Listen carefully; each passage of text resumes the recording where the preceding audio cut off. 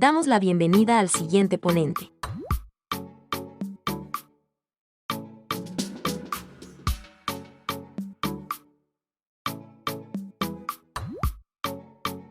Dr. Benjamín Conde Castro.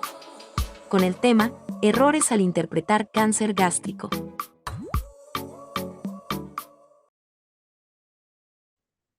Hola, muy buenas tardes y bienvenidos a todos a esta conferencia. Mi más sincero agradecimiento a todos ustedes por su atención, compromiso y obviamente aprovechar para agradecer al doctor Mario Osorio por la invitación y por la coordinación de todos estos congresos que fortalecen la enseñanza.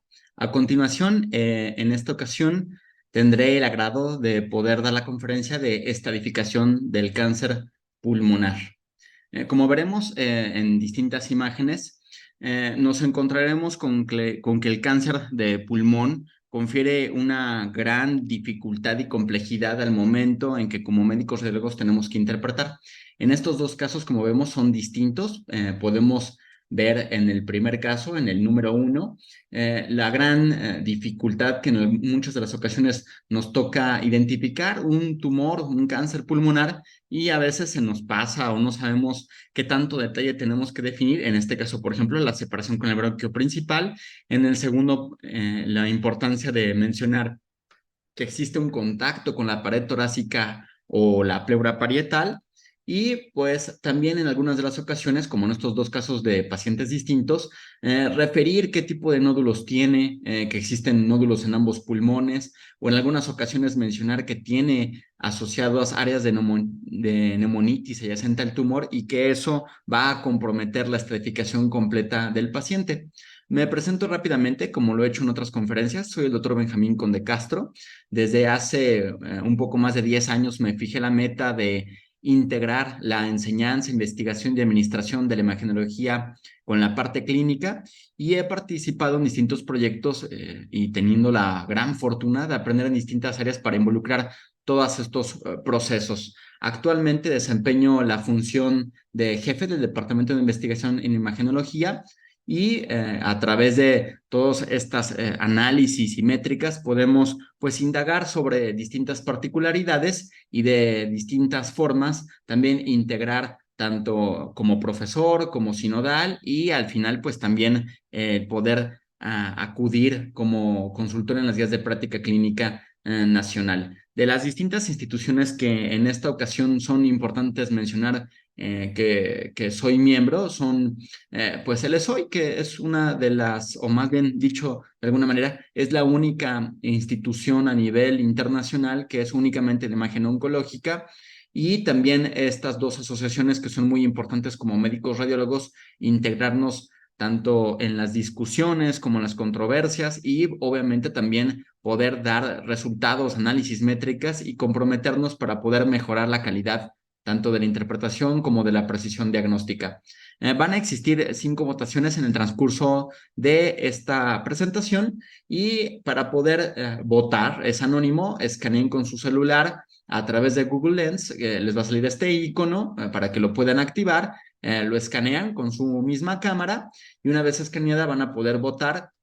Empezamos con el número 1. Actividad principal de radiólogo en cáncer pulmonar. ¿Cuál de estas 4 consideran ustedes que es la más importante? Y veremos, les daremos un poco de tiempo, pero a través de esto verificaremos lo que menciona la ACR, la RCNA y, como les mencioné, el ESOI, que son distintas instituciones que se dedican a no solamente a verificar la importancia de estas preguntas, sino a tratar de identificar el por qué o en qué partes nos podemos equivocar como radiólogos, en dónde estriba la complejidad, y de esto trata pues esta conferencia. La principal de todas estas es la estadificación local.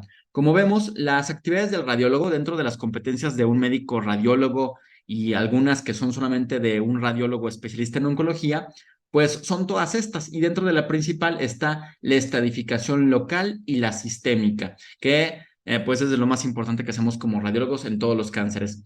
Los que se queden al final de la conferencia podrán conocer las maravillas que existen en el interior de este museo de la Ciudad de México, que por fuera parece que no existe nada adentro, pero ya veremos al finalizar qué es lo que hay en su interior.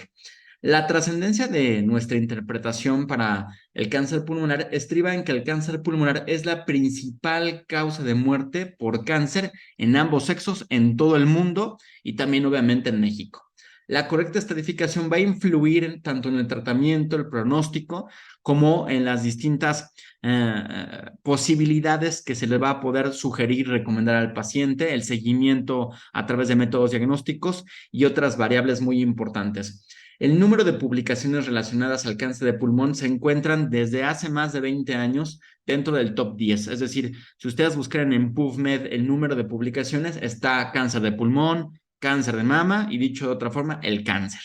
La complejidad de la enfermedad se relaciona con el incremento de equivocarse. Es decir, mientras más diverso, complejo y heterogéneo y versátil sea cada uno de los tumores, cánceres, la forma en cómo metastatiza, la diferencia en cómo se propaga, pues también trae complejidad y esa complejidad está relacionada a la posibilidad de equivocarnos como médicos radiólogos y por lo tanto a priorizar, no solamente porque estadísticamente nos va a tocar interpretar cáncer de pulmón, sino por la posibilidad de equivocarnos. Los dos objetivos de la conferencia serán identificar las herramientas de interpretación del cáncer y comprender las áreas de mayor complejidad para tratar de disminuirlas. Los contenidos serán qué debemos de saber como médicos radiólogos y cómo evitar ciertos errores. La clasificación del TNM, que sería la primera herramienta muy importante para poder disminuir e identificar en dónde y qué tenemos que estadificar para el cáncer de pulmón, es el TNM. Es una publicación del 2018. Para aquellos que no lo saben, el sistema TNM es el método de estadificación de neoplasias desarrollada por la AJCC y a través de la unión de distintas instituciones, como aquí pueden ver, son dentro de las que más importantes que participan. Muchas de ellas son de Estados Unidos, Canadá, pero otras incluso pues son internacionales. Los autores son estos dos más importantes. La estadificación del cáncer pulmonar, pues es importante mencionar que ¿quién actualiza el TNM? Es la Asociación Internacional para el Estudio del Cáncer del Pulmón y por lo tanto seguramente lo vamos a repetir porque esta misma asociación internacional es la que hace el mapeo de los ganglios mediastinales y también de otras circunstancias, pero para fines académicos no nos meteremos, por ejemplo, con el tema de nódulo pulmonar o como, por ejemplo, indicaciones de tratamientos con radiología intervencionista, sino simplemente la estadificación del cáncer pulmonar. Y el otro que también lo actualiza es el Comité Estadounidense sobre el Cáncer, que es la JCC. ¿Cómo se actualizó? La metodología en cómo se desarrolló y cómo la complejidad que involucra, para fines prácticos, el análisis incluyó más de 100,000 pacientes que se distribuyeron en múltiples hospitales, que fueron más de 46 centros hospitales, que involucraron más de 20 países y entre ellos fue entre el 2000 y 2010. Como pueden ver, fue un periodo bastante amplio y en el cual se sujetaron a diversas formalidades, estandarizaciones, estadificaciones, categorías, y eso involucró obviamente que fuera tanto tiempo. ¿Y qué método diagnóstico se valoró? Principalmente la tomografía computada. Eso nos deja entreabierto comprender que la estadificación se desarrolla a través de este método diagnóstico. ¿Qué debemos saber del TNM? Algo muy importante que ustedes ven seguramente son tablas como esta, en donde involucra el T y sus subcategorías, el N y el M. Y también generalmente en todos los libros, preferiblemente el compendio del TNM, pueden identificar una tabla como esta que se refiere a dependiendo de la estadificación, el TNM, la posibilidad que trae del estadio. Y como pueden ver de forma rápida dentro de esta tabla, el tamaño del tumor tiene que ver con el tipo de infiltración, extensión tumoral y obviamente también tiene que ver sobre algunas otras categorías en donde involucra la infiltración. Rápidamente pueden ver que la subdivisión para fines prácticos involucra un corte de tamaño, en este caso T1, por ejemplo, por debajo de 3 centímetros y T4 por arriba de 7 centímetros. Es decir, comprender y aprenderse estos tamaños es muy importante para poder mencionar una interpretación y a través de estas tablas ustedes pueden identificar la importancia que estriba que como médicos radiólogos hagamos adecuadamente nuestra interpretación, de tal manera que si, por ejemplo, nosotros nos llegamos a equivocar con una variable que parecería no tan difícil como el tamaño tumoral del eje mayor, pues también podría saltar a hacer una estadificación, es decir, a sobreestadificar o subestadificar. Y entonces, al final, pues, a interpretar, diagnosticar y que este paciente tenga un pronóstico distinto al verdadero. Y aquí les coloco la tabla en un tamaño más grande y vamos a identificar cuáles son la importancia de toda esta tabla. Este es el resumen de prácticamente algunas hojas, son como de 10 a 15 hojas traducidas al español, quitando muchas circunstancias que a veces no premian en la parte académica y que al final, lejos de aprenderlo, tenemos que saber en dónde encontrarlo. Como les mencionaba, es el TNM de la JCC y se puede descargar en muchas partes de forma gratuita. ¿Qué debemos saber de los estadios clínicos? Que el cáncer de pulmón, a diferencia de otros cánceres, tiene dos tablas. Una tabla de pronóstico para 5 años del cáncer pulmonar que involucra células no pequeñas, que entre ellos incluye el carcinoide, y todos aquellos cánceres pulmonares de células pequeñas. Y aquí la sobrevida, como pueden ver, es a 2 años. Es decir, ya de antemano pueden ver que el pronóstico es peor cuando es de células pequeñas. Y pueden identificar que dependiendo de nuestro TNM, una vez que se hace el diagnóstico histopatológico a través de una biopsia, ya sea guiada por imagen o algunos otros métodos diagnósticos no imagenológicos, alcanzan a llegar, así es, de células no pequeñas o pequeñas y por lo tanto ya pueden otorgarle un estadio. De tal manera que con nuestro apoyo en la estadificación por imagen más la parte histopatológica, pueden integrarle al paciente un estadio específico. Vamos a pasar a una segunda pregunta. ¿Cuál corresponde de estas 3 a T3? Entonces, no importa que no lo sepamos, pero sí va a ser importante que veamos el por qué nos equivocamos. Es el nódulo pulmonar, el mismo lóbulo que el primario. Vamos a ver rápidamente la tabla. Aquí pueden ver que el T3 es un tumor de 5 a 7 centímetros. Va a tener infiltración a las distintas estructuras. Aquí coloco en azul las dos que no se pueden ver por imagen tomográfica y muchas veces es también muy complejo, como sabemos, por resonancia. Algo muy importante, el nódulo en mismo lóbulo que el primario corresponde a T3. De tal manera que si el tumor, que este es el cáncer, en una manera muy gráfica, este sería el cáncer pulmonar y hay un nódulo en el mismo lóbulo, entonces ese mismo nódulo correspondería a T3. Como aquí lo pueden ver, que esté en el mismo lóbulo que el primario. Sin embargo, si está en una parte distinta, entonces ya no va a corresponder a un T3. ¿Y qué debemos saber del T4? Es un tumor mayor de 7 centímetros que tenga infiltración a estas distintas estructuras, entre ellas, como pueden ver, ya como este T4 son casi siempre irresecables, entre ellos, pues cosas que no se pueden retirar como la diafragma, una vértebra, el esófago, carina, tráquea, aorta y nervio laringio, pericardio, pleura visceral, y los dos azules que coloco son algunas de las imposibilidades que por tomografía es muy complejo de observar. Y aquí algo muy importante que refiere a muchas equivocaciones radiológicas es recordar que el T4 corresponde a nódulos en diferentes lóbulos, pero mismo pulmón que el primario. Es decir, con que esté en el mismo pulmón es suficiente. ¿Cuál nivel ganglionar corresponde a M? ¿Cuál de todos estos correspondería a M? Aquí, como podemos ver, es retroperitoneal. Entonces, es muy importante, por lo tanto, recordar qué es el N. El N0 correspondería a que no existe una adenopatía. Recordemos que adenopatía sería cualquier ganglio que en su eje mayor corto tenga más de 10 milímetros de todo el mapeo mediastinal, con excepción solamente de 2 lugares. El subcarinal debe de ser el corte de más de 12 milímetros, pero lo establecemos con que sea de 10. Y el periesofágico paraesofágico, dependiendo de la traducción, es con que sea mayor de 8 milímetros. Es decir, el eje menor corto con que es 8 milímetros ya lo definimos como una adenopatía. El N1 se considera como los intrapulmonares y parillares ipsilaterales, es decir, todos los que se encuentran entre el mapeo mediastinal del 10 al 14, es decir, desde el pariliar hasta el interlobar y subsegmentario. Como podemos ver, todo lo que correspondería desde la parte periférica hasta el número 10. Eso correspondería al N1. El N2 sería mediastinal, tanto ipsilateral como el subcarinal. Y el N3 sería todos aquellos que sean mediastino intrapulmonar contralateral. Es decir, que el cáncer está aquí y que sea contralateral corresponde a un N3, siempre y cuando sea todavía un ganglio y no sea una metástasis pulmonar nodular.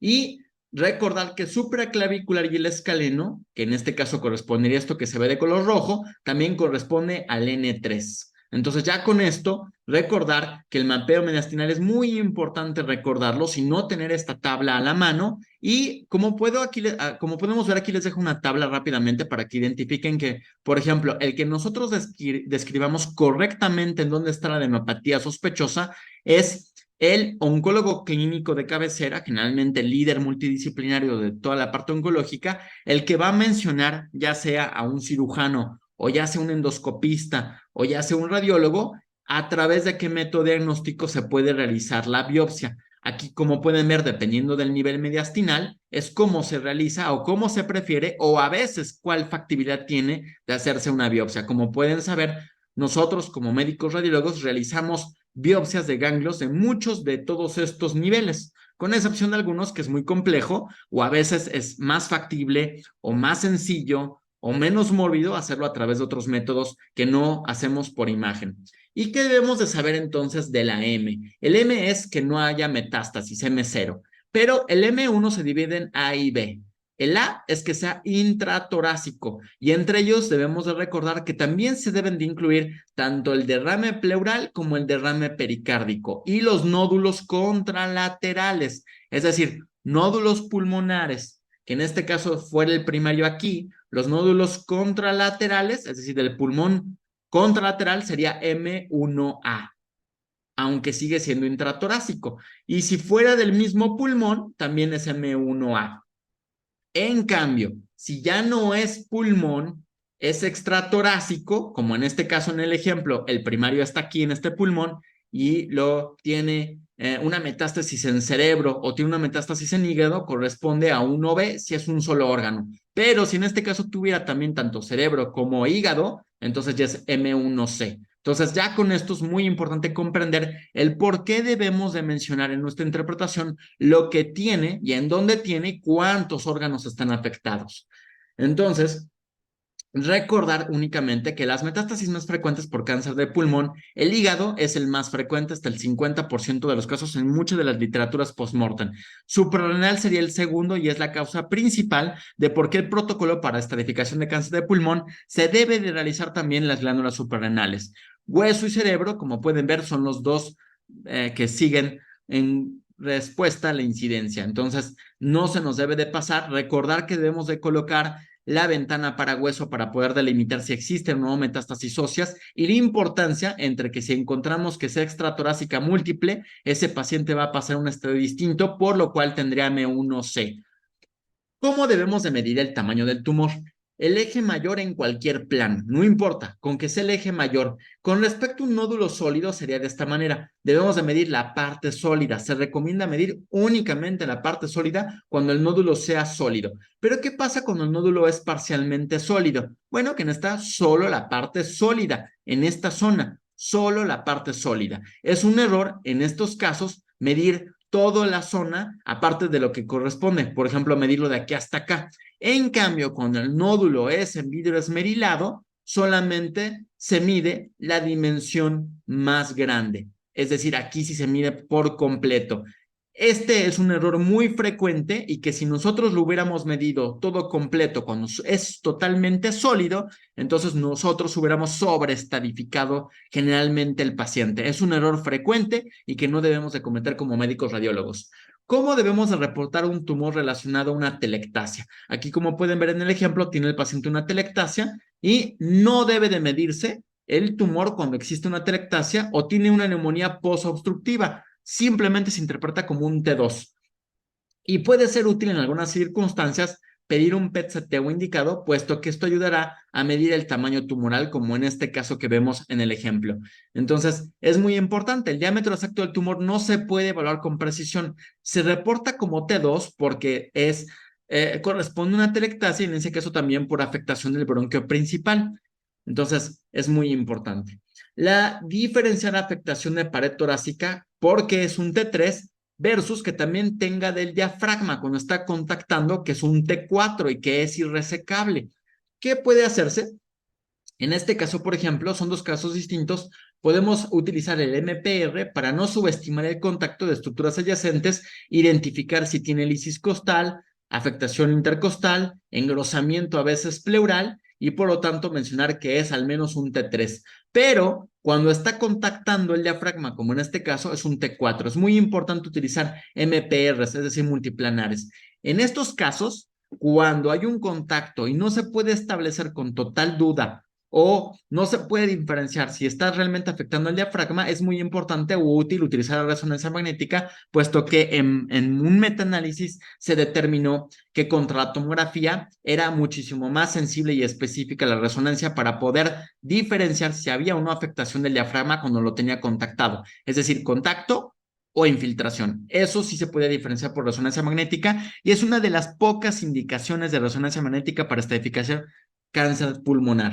Diferenciar afectación de pleura parietal T3 contra la pleura del mediastino, que es T4. Entonces, el T3 es solamente cuando solo existe invasión pleural parietal y la afectación indirecta, por ejemplo, del nervio frénico. Cuando hay nosotros como clínicos, médicos clínicos, debemos de sospechar que cuando el paciente tenga disnea, ortounea o atelectasia, puede estar afectando el nervio frénico. A diferencia de cuando tenga disfonía y puede estar afectando el nervio laringio recurrente, y esa es una afectación indirecta a este nervio y se debería de considerar como un T4. También cuando tenga infiltración de estructuras mediastinales o cuando incluya afectación a grandes vasos o también el esófago, tráqueo y corazón. Para fines de un diafragma, recordar que en un corte en donde se ve el callado aórtico, el T3 correspondería a una infiltración, como mencionamos, del nervio frénico, y aquí estaría el nervio frénico. Aquí el nervio frénico del lado derecho y del lado izquierdo. Y en esta zona estaría el nervio laringio recurrente. Como pueden ver, es más profundo el nervio laringio recurrente en comparación con el nervio frénico, que es lateral y es más accesible a que haya una afectación tanto por la parte externa del mediastino como de intramediastinal. ¿Qué verificar en tumores de Pancoast? El T3 por infiltración torácica es muy importante delimitarlo versus el T4. El T4 en este caso, cuando hay un tumor de Pancoast, debemos de verificar que no exista infiltración vertebral de vasos subclavios o del plexo braquial o incluso del canal espinal. Son tumores del ápice pulmonar, generalmente son de células no pequeñas, epidermoide principalmente, y es muy difícil su resección y obviamente peor el pronóstico.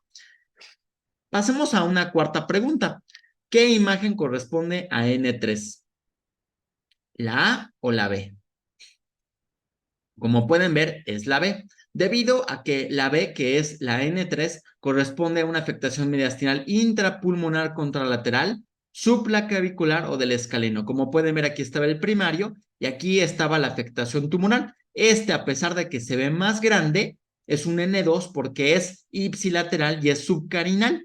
Y a pesar de que se ve más pequeño hacia el contralateral, corresponde a una estratificación distinta porque es un N3. Entonces, N2 porque tiene nivel subcarinal, N3 porque tiene el mediastino contralateral.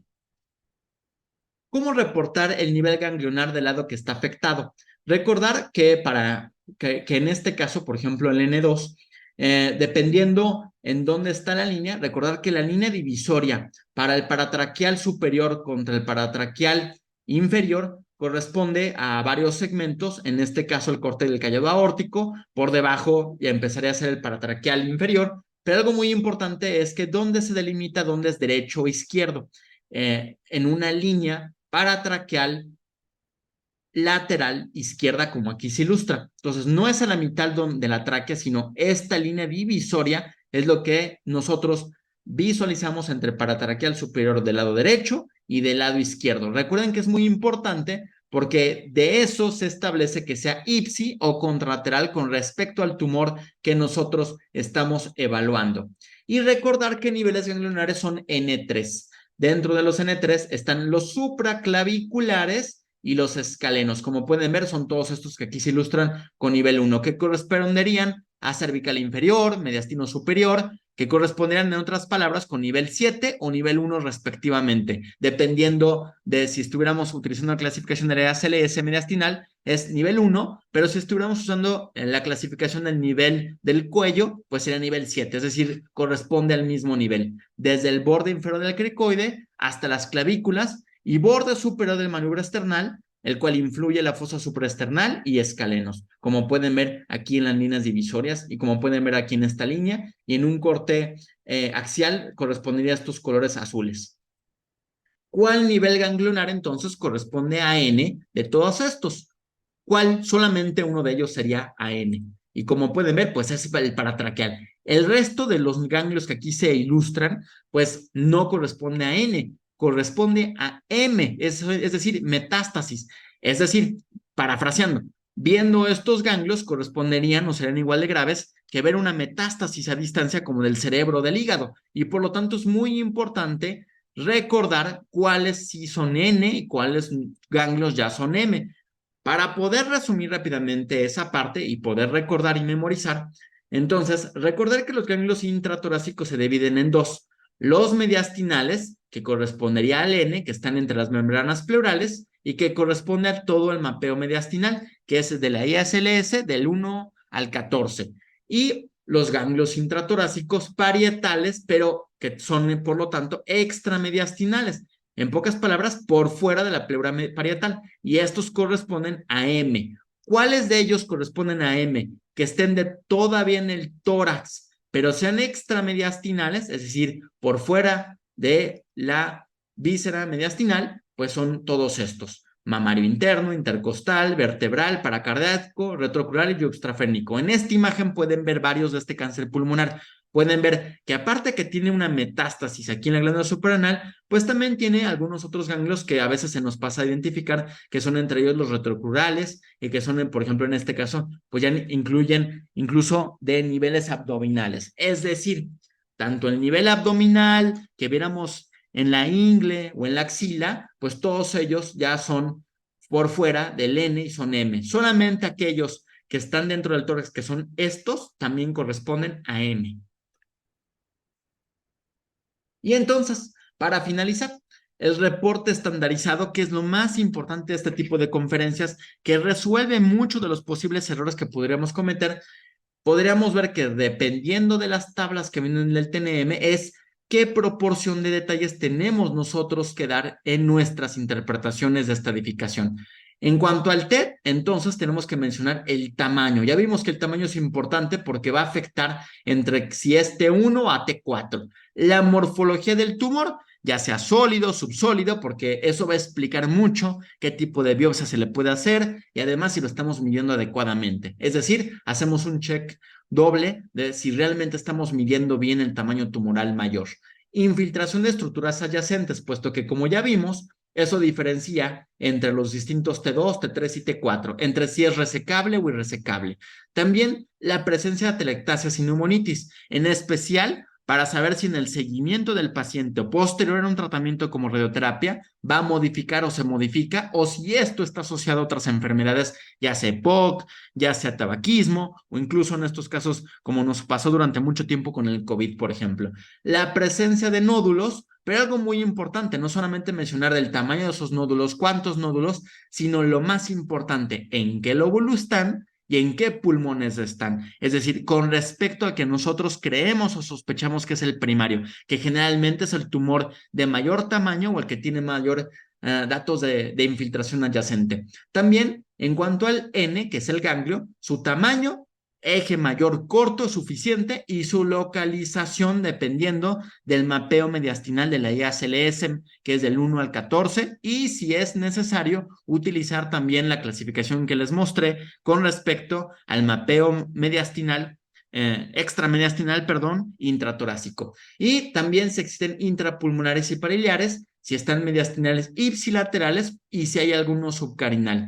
Dentro del N también mencionarse intrapulmonares y si hay supraclaviculares y esclenos, porque en muchas de las circunstancias a veces es necesario biopsiar para poder descartar o averiguar o confirmar si es suficiente la estadificación. Y en cuanto al M, buscar o identificar si hay derrame pleural y pericárdico, puesto que esto corresponde al M1A, También mencionar si los nódulos que tiene pulmonares son contralaterales, número de metástasis en dónde está afectando los órganos y esos órganos dónde están afectados.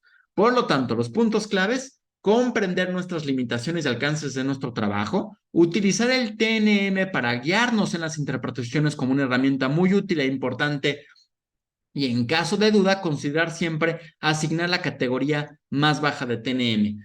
Es decir, la aplicación de esta regla en caso de incertidumbre podría dar al paciente la opción de duda y permitir en algunas ocasiones el intento de un tratamiento curativo. Y recomendable realizar un reporte estandarizado como el que les mencioné. Aquí les dejo algunos QR, si los escanean los llevan directamente a las páginas de utilidad, en donde pueden ser de mucho apoyo, tanto de recursos, tanto como de academia, como de puntos de buena práctica. Y el museo presentado al inicio de la conferencia corresponde a este, que es el interior, es uno de los claustros, es el antiguo colegio de San Ildefonso, es uno de los museos más grandes de México, también obviamente de la Ciudad de México, está localizado al lado del Zócalo, fue colegio jesuita, sede de la Escuela Nacional Preparatoria del UNAM, y además destaca por los murales realizados entre el 1922 y 1940 por varios artistas, entre los más influyentes José Clemente Orozco, Diego Rivera y Álvaro Siqueiros. Para prueba, yo creo que de los más de 40 murales en su interior, en lo particular, para mí, mi favorito es este. Es el pintor por Orozco, es llamado La Maternidad. El mural muestra una escena de maternidad sosteniendo un bebé. La mujer tiene una expresión serena pero triste, mientras que el bebé parece estar inquieto. El estilo de José Clemente Orozco, en particular en este mural, es distintivo, puesto que su técnica es, en este caso, de realismo expresionista y un uso magistral del color y la composición. En cuanto al análisis iconográfico, se puede interpretar como una alegoría de la maternidad como símbolo de la humanidad. Por cierto, algo muy importante es que en este mismo museo está el Premio Nobel de Octavio Paz. Entonces, para aquellos que lo vean, no lo dejen de admirar. Y finalizaremos con un breve pensamiento sobre la educación. El objetivo de la educación es la virtud y el deseo de convertirse en un buen ciudadano. Es algo muy importante, es algo que nos define como personas. En nuestro caso, como médicos radiólogos, la formación continua, enseñar y aprender corresponde a tratar de ser no solamente mejores radiólogos, mejores personas, sino también a proveer mejor calidad de interpretación para nuestros pacientes y por lo tanto el dar una mejor salud a nuestros ciudadanos. Muchas gracias por su entusiasmo, por aprender juntos y pues es un placer como siempre estar con todos ustedes y muchísimas gracias. Que tengan excelente día y que sigan disfrutando de las excelentes conferencias. Muchas gracias.